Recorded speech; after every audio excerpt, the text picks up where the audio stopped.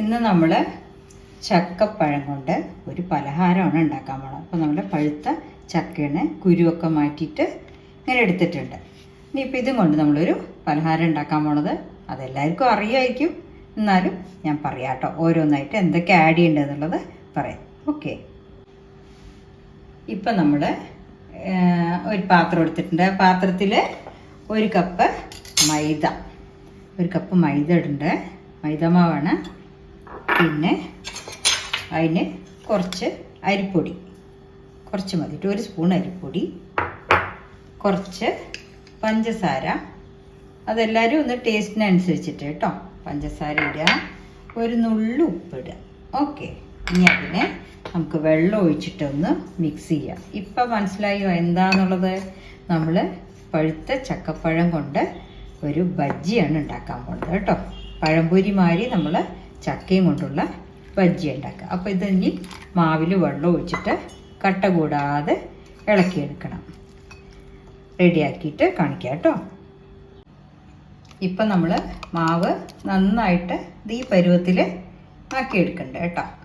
ഇനി അതിലേക്ക് എന്താ ചെയ്യേണ്ടത് വെച്ചാൽ, ഉണ്ടാക്കുന്നതിന് മുമ്പേ നമ്മൾ ഒരു നുള്ളു ബേക്കിംഗ് പൗഡർ ഇടണം കേട്ടോ. ബേക്കിംഗ് പൗഡറോ ബേക്കിംഗ് സോഡയോ അത് സോഫ്റ്റായി കിട്ടാൻ വേണ്ടിയിട്ടാണ്. കുറച്ച് മതി കേട്ടോ. അത് ഇട്ടിട്ട് ഉണ്ടാക്കുന്ന സമയത്തേ നമ്മളിത് ബേക്കിംഗ് പൗഡർ ഇടാൻ പാടുള്ളൂ. അല്ലെങ്കിൽ സോഡാക്കാരോ എന്തെങ്കിലും ചെറിയൊരു നുള്ളിടുക. ഇട്ടിട്ട് 2 മിനിറ്റ് കഴിഞ്ഞാൽ നമുക്ക് ഉണ്ടാക്കാൻ തുടങ്ങാം. ഓക്കെ, ഇപ്പം നമ്മൾ ഒരു ചീഞ്ചട്ടി അടുപ്പത്ത് വെച്ചിട്ടുണ്ട്. ഇനി ഞാനത് വെളിച്ചെണ്ണയിലാണ് ഉണ്ടാക്കുന്നത്. വെളിച്ചെണ്ണയിൽ ഉണ്ടാക്കുമ്പോഴാണ് അതിൻ്റെ സ്വാദും മണവും ഉണ്ടാവുക കേട്ടോ.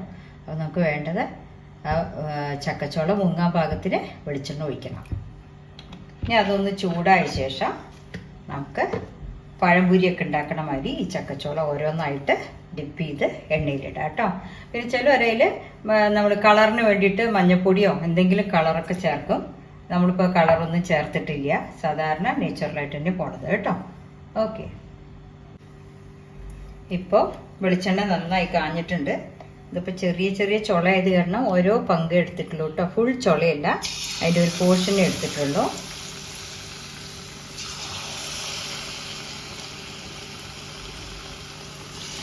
ചക്കയും കൊണ്ട് ചക്ക അട 2 തരത്തിലൊക്കെ ഞാൻ വീഡിയോ ഇട്ടിട്ടുണ്ട് നേരത്തെ.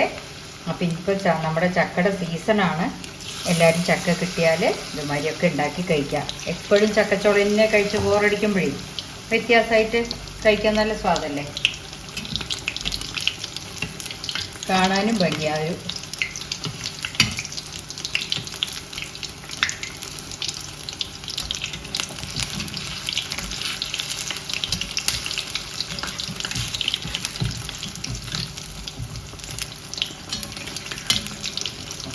ഒരു ചെറിയ ലൈറ്റ് ബ്രൗൺ കളർ ആകുമ്പോൾ നമുക്ക് എടുക്കാം കേട്ടോ.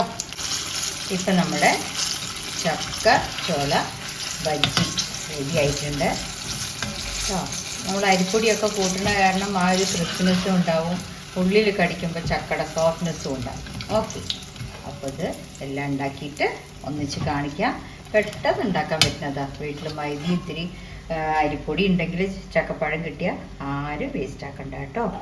എല്ലാവരും ഇതുമാതിരി ഉണ്ടാക്കി നോക്കാം. ഓക്കെ, വെളിച്ചെണ്ണ തന്നെ ഉണ്ടാക്കിയാലേ അതിൻ്റെ സ്വാദുള്ളൂ. വെളിച്ചെണ്ണയ്ക്കൊക്കെ വിലയാണ്, എന്നാലും ഉണ്ടാക്കുമ്പോൾ ഇതിലുണ്ടാക്കി കഴിക്കുക കേട്ടോ.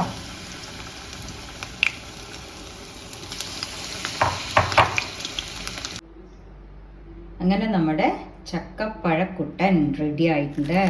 അപ്പോൾ അത് കണ്ടോ, ഒക്കെ ടേസ്റ്റ്, പുറമേ നല്ല ക്രിസ്പി ആയിട്ടുണ്ട്, ഉള്ളിൽ നമ്മുടെ ചക്കപ്പഴം സ്വാദോടുകൂടി ഒളിഞ്ഞിരിക്കുന്നുണ്ട് കേട്ടോ. അപ്പോൾ എല്ലാവരും ഉണ്ടാക്കി നോക്കുക, കഴിക്കുക. Okay, thank you.